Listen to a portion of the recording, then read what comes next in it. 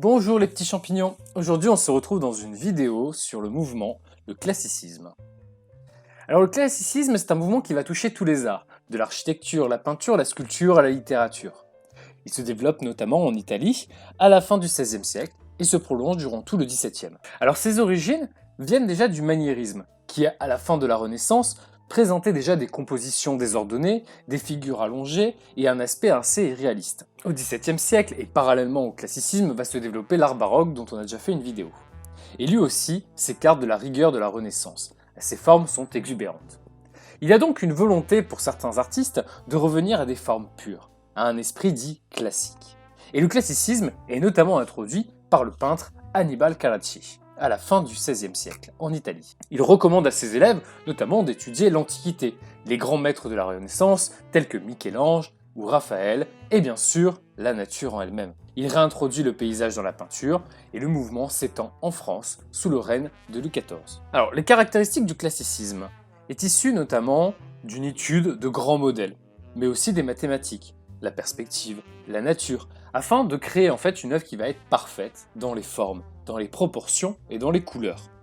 Le dessin doit être juste, et la composition, elle, équilibrée. Les sujets sont moraux et appellent le spectateur à la réflexion. Donc le classicisme va offrir une composition claire et ordonnée, dans laquelle le message s'énonce de manière évidente et sans détour. La composition est souvent fermée, c'est-à-dire que la scène est entièrement contenue à l'intérieur du cadre, contrairement à la composition ouverte du style baroque, dans lequel les motifs et personnages sortent de la surface de la toile. La mise en page préfère alors la construction selon des lignes verticales et horizontales, ce qui donne à l'image un aspect serein et rigoureux. Mais il y a aussi une harmonie mathématique dans le classicisme, puisque nous avons la symétrie et le respect des proportions qui sont primordiaux. La composition est donc claire et ordonnée. Les règles des 3 unités imposées aux œuvres classiques doivent être respectées. Unité de temps, unité de lieu, unité d'action. Et cela peut sembler évident de nos jours, mais avant, un même personnage pouvait être représenté plusieurs fois dans le même tableau. Et ces règles vont donc surtout servir à montrer la supériorité de la raison sur les sentiments. Les illustrations, elles, ont valeur morale. L'art classique doit chercher à joindre l'utile à l'agréable. La peinture montre donc des actions vertueuses, puisées dans la mythologie ou la Bible, tout en procurant un plaisir esthétique. Les poses, elles, sont sobres. Les personnages sont représentés dans des positions statiques et qui vont montrer leur respectabilité. Le dessin est lui privilégié à la couleur. Et on a toujours une idéalisation de la nature. Le classicisme se développe dans un contexte politique de contre-réforme mené par les jésuites, ayant trouvé son expression avec le baroque. Et c'est en France que va pouvoir s'épanouir et se développer ce style qui est initié donc par Annibale Carracci. La monarchie absolue mise en place par Louis XIII et Louis XIV a permis à la France en fait de devenir l'État le plus puissant d'Europe. Et pour garder son influence sur le peuple et les souverains étrangers, le pouvoir français choisit de s'afficher à travers une image qui le représente au sommet de sa puissance, droit et tout en mesure. Le paraître devient l'élément primordial dans la communication et l'attitude de la société de cour. Versailles en est donc le meilleur exemple. Les caisses de l'État sont vides et le peuple s'appauvrit, mais le roi se présente aux yeux du monde entier dans le luxe et la magnificence. Donc le classicisme, par sa rigueur et sa capacité à exalter les valeurs morales, va répondre parfaitement aux besoins de cette représentation d'une politique française qui devient par là même le grand goût imposé par l'académisme. Quelques grands artistes du classicisme. Nous avons bien sûr Nicolas Poussin, un peintre français qui est une figure majeure de ce courant. Il va commencer très jeune sa carrière de peintre et s'installe à Rome à partir de 1624. Il va peindre des scènes mythologiques et inspirées de la philosophie. Il est célèbre dans toute l'Europe. Louis XIII l'appelle à Paris pour peindre de grands décors. Mais il ne s'y plaît pas. Poussin va vite retourner à Rome où il peint jusqu'à la fin de sa vie. Contact du travail des Italiens, il va développer son propre style, caractérisé par une grande rigueur dans la composition et des sujets, souvent inspiré de la mythologie et de l'histoire romaine et chrétienne, dans lesquels il va apporter une réflexion sur l'homme, la morale héroïque et la nature. Nous avons par exemple Paysage avec Saint Mathieu et l'Ange. Ici, Poussin avait entrepris de représenter les 4 évangélistes. Mais si tel fut le cas, il n'aurait pas conduit son projet à terme. Il nous a donc laissé sur ce thème que 2 tableaux, Paysage avec Saint Mathieu et l'Ange, et Paysage avec Saint Jean à Patmos. Sur ce paysage avec Saint Mathieu, nous avons un ange qui est à gauche, debout et qui parle avec l'apôtre qui est lui assis, un stylet à la main et un papyrus sur le genou. Saint Matthieu est lui vêtu de bleu et de jaune, des couleurs célestes, et l'ange est en blanc, symbole de pureté et d'immatérialité. Dans le tableau représentant Saint Jean, en parallèle à celui-ci, il est entouré de fûts, de colonnes brisées et d'autres débris d'architecture monumentale. Le second plan est occupé par un S renversé qui va décrire le fleuve, dont le modèle est celui du Tibre. Il est encadré de deux bosquets qui vont se répondre à gauche et à droite, ce qui va créer un effet de profondeur, ce qui est assez habituel dans la peinture de paysage du XVIIe siècle. À l'arrière-plan, on a ici une tour massive qui va s'élever dans le prolongement des deux personnages. Et au-dessus d'un bourg, elle contribue évidemment à marquer un axe central du tableau. Des collines au fond à droite et une échappée à gauche viennent clore l'ensemble. Comme autre exemple de tableau chez Poussin, nous avons le Jugement de Salomon. C'est une œuvre illustre de l'histoire dramatique d'inspiration biblique. Ici, deux femmes demandent justice au roi Salomon, roi d'Israël. Elles ont chacun un enfant du même âge, mais l'un est mort accidentellement étouffé pendant son sommeil. Chacune affirme que l'enfant vivant est le sien. Salomon ordonne alors de couper l'enfant vivant en deux. Chacune aura une moitié. Une femme accepte, l'autre refuse, préférant garder l'enfant vivant, même s'il doit être remis à l'autre femme. Le roi comprend alors que c'est elle la vraie mère. Il ordonne donc de lui donner l'enfant. Morale, seul le roi a la sagesse et l'autorité pour rendre un verdict avec discernement et intelligence. L'œuvre est alors divisée en trois parties et composée en triangles dont le roi est le sommet. L'axe de la scène, il est le personnage le plus élevé, car il personnifie la sagesse inspirée par Dieu, bien au-dessus des passions humaines. De sa main droite, il donne ordre au soldat de partager l'enfant en deux. Le soldat, à gauche, sort alors son épée et s'apprête à tuer l'enfant qu'il tient de l'autre main. La vraie mère, à gauche et de dos, implore le roi de ne pas tuer l'enfant, tandis que la fausse mère, à droite, est représentée le visage déformé par la haine, le doigt tendu comme une arme dirigée contre l'enfant. Aux extrémités du tableau, nous avons deux personnages qui se détournent de cette scène atroce. De sa main gauche, Salomon, lui, arrête son ordre et décide de ne pas tuer l'enfant afin de le remettre à sa mère. En une seule image, Nicolas Poussin représente donc plusieurs moments de la scène. Les symétries sont nombreuses, colonnes, encadrement de portes et motifs du trône. Par les bras légèrement levés de Salomon, cette géométrie rigoureuse évoque à la fois les tableaux de la balance, symbole de la justice, et les décors des tragédies classiques. Les références à l'antiquité grecque et romaine, propres au classicisme, apparaissent d'ailleurs nettement dans les vêtements, les casques à ornements, les boucliers, les colonnes et la frise du trône. Un autre artiste, Claude Lorrain, qui, comme Poussin, va faire carrière à Rome. Il va contribuer à donner ses lettres de noblesse à la peinture de paysage. L'univers idéalisé qu'il va proposer est construit à partir d'éléments empruntés à la réalité. La lumière donne des valeurs colorées, chaudes ou froides, à l'ensemble de l'œuvre selon l'atmosphère et le climat ambiant. Cet apport influencera plus tard les peintres de paysages romantiques ainsi que les impressionnistes, qui feront de la lumière la donnée principale de leur système de représentation. Par exemple avec Paysage avec Énée Adélos. Dans Énée Adélos, le bleu de la mer et le bleu laiteux du ciel ennuagé vont contraster avec l'ocre de la terre et le blanc grisé des édifices. Mais il n'y a aucune couleur pure, rouge ou jaune par exemple, qui n'apparaissent.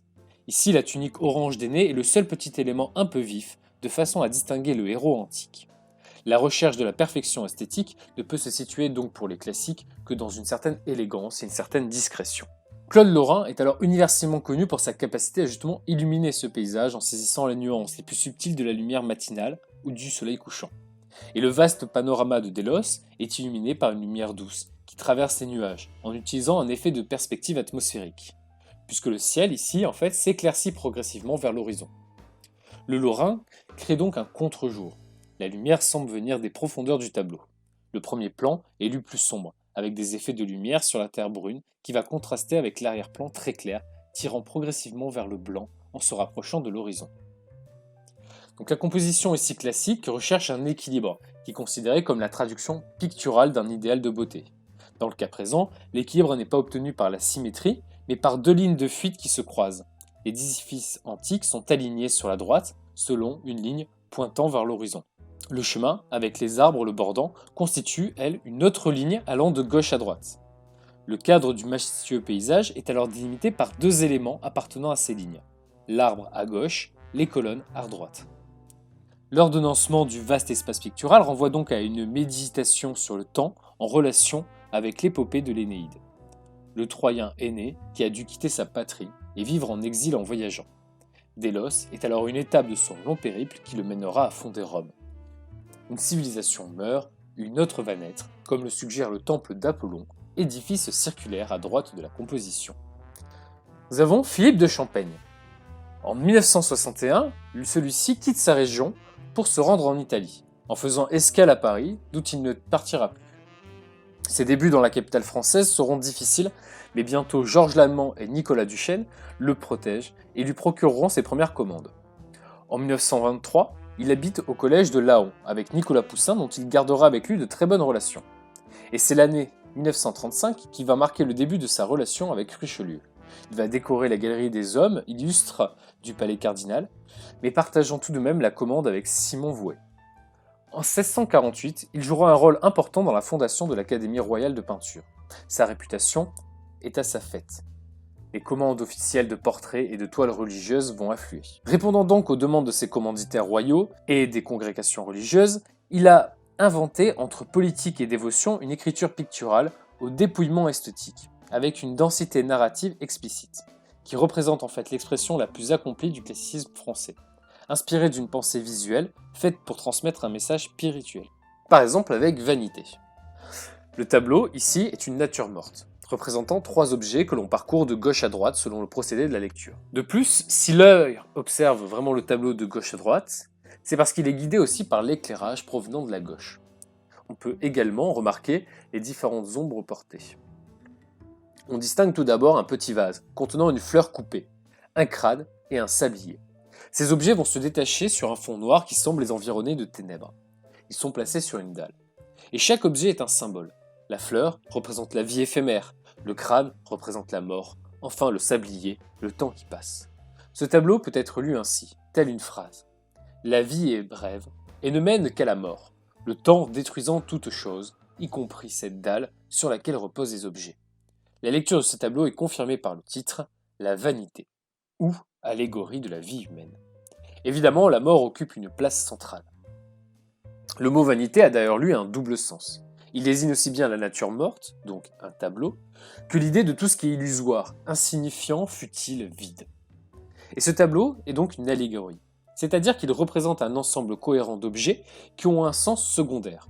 Et la réunion de ces 3 objets signifie que la vie est vanité.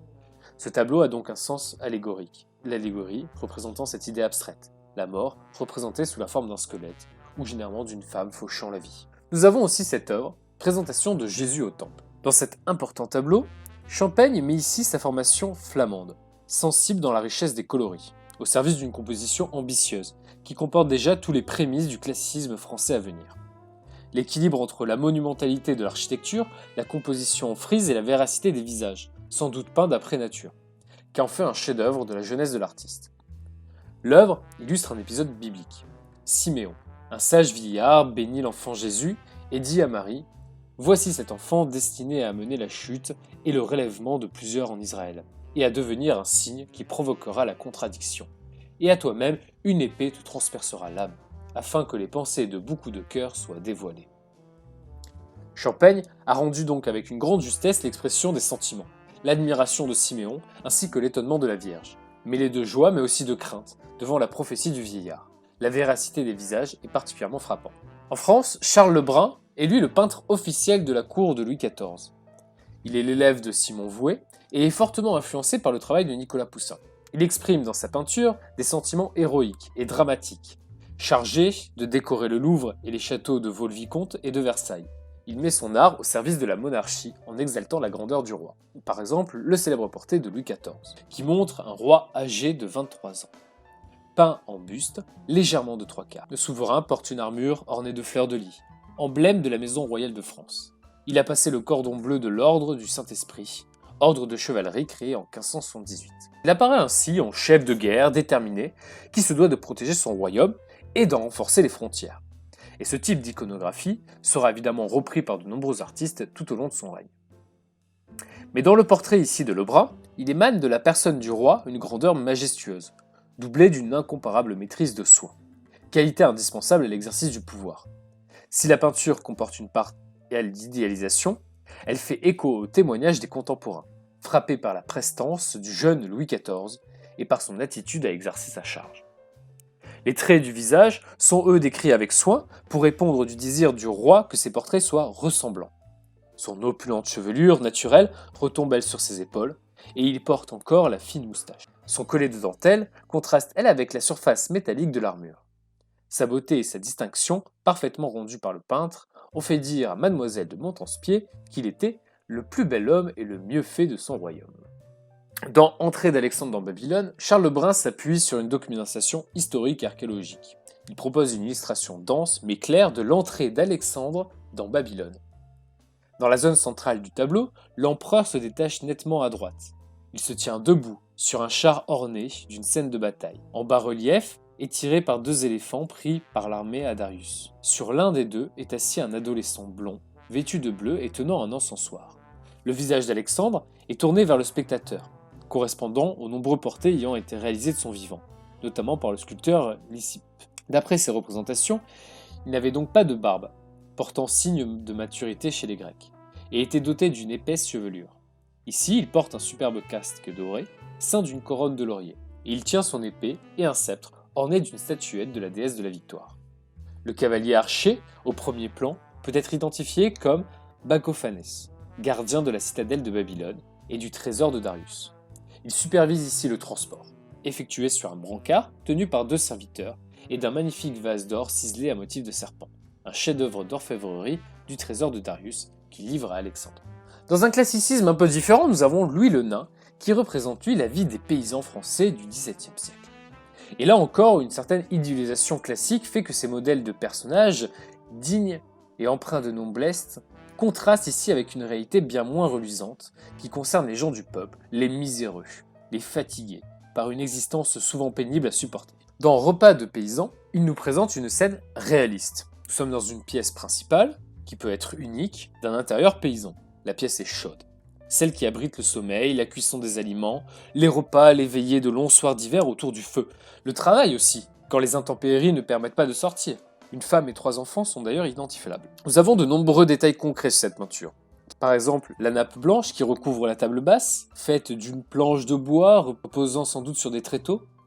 Du vin a été servi dans de longs verres effilés, entamés, une grosse miche de pain blanc. Les participants de cette scène appartiennent à des groupes sociaux nettement différenciés. Tout d'abord, nous avons un homme aisé, dont les habits correspondent au style de l'époque. Il a une belle et fière allure et il occupe le centre du tableau. Ensuite, nous avons un paysan, relativement aisé, qui occupe la partie gauche du tableau. On remarque par contraste avec le personnage précédent que ses vêtements sont simples, en toile, en laine ou en chanvre, peu déchirés, sauf aux genoux. Et enfin, nous avons le personnage de droite, qui, lui, vient d'un milieu socialement très pauvre. Sa pose est modeste, ses yeux baissés, son regard vague, et son corps est tassé par une vie de labeur et de misère. Georges de la Tour s'exprime, lui, dans une peinture personnelle et affranchit des codes de ses contemporains français. Proche artistiquement plutôt du Caravage. Il propose des images du contenu spirituel et moral. La simplification des formes qu'il recherche fait de ses peintures des œuvres paisibles, dont le relief jaillit d'un éclairage perçant au sein d'une ambiance nocturne. Par exemple, dans La Madeleine à la Veilleuse, qui est une scène à caractère religieux, notamment par la présence de cette Madeleine. Il s'agit ici d'une scène nocturne, faiblement éclairée, et parmi les nombreux autres de l'artiste, c'est l'une des plus achevées. Au premier plan, on peut observer une femme, qu'on peut supposer qu'elle se nomme Madeleine. La tête de profil, elle est vêtue d'une chemise blanche, pleine de plis et de manches bouffantes, qui dénudent son épaule et une large partie de son bras. Puis, elle porte une jupe de teinte rouge noir, retenue au-dessus de son ventre, tendue en avant par une corde. Elle est assise devant une table sur laquelle sont disposés 2 livres épais, entassés l'un sur l'autre, et une veilleuse en forme de verre d'huile, où brûle une longue flamme. On a l'impression que cette femme est en pleine méditation, car son regard est fixé sur la grande flamme qui éclaire son visage. Pieds nus, elle s'accoude sur la table de sa main gauche, puis elle tient dans la main droite un crâne, qui est reposé sur ses genoux et tourné vers le spectateur. On constate aussi des effets de contraste à travers un jeu de lumière et d'ombre créant une ambiance de dimension spirituelle et symbolique. L'éclairage se trouve davantage concentré sur le buste et le bras plié, avec quelques accents forts de lumière sur le livre. Le crâne est un genou, alors que les membres inférieurs de Madeleine sont sombres et sous le noir. La Madeleine pénitente est alors un personnage souvent repris dans les peintures classiques. C'est un personnage biblique assez atypique, puisqu'il représente ici le memento mori.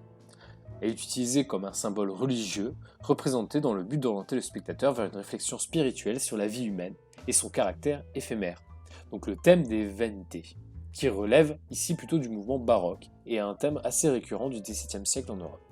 Dans la sculpture, nous avons aussi une recherche des formes parfaites et une inspiration des œuvres antiques. Par exemple, François Girardon, qui est un sculpteur du roi, va décorer les jardins de Versailles de statues monumentales. Dans une grotte du parc, il place d'ailleurs ce groupe, ici d'Apollon servi par les nymphes. Louis XIV est toujours d'ailleurs associé à ce dieu. Ici, il se relaxe comme le roi dans ses jardins après une journée de travail. Apollon est représenté à la fin de la journée, et donc de sa course solaire. Il est assis entouré de nymphes, toutes à son service. L'une lave les pieds du dieu, l'autre verse de l'eau. Une troisième porte une aiguillère. Toutes les figures féminines sont tournées vers le dieu, dans une sorte de ronde.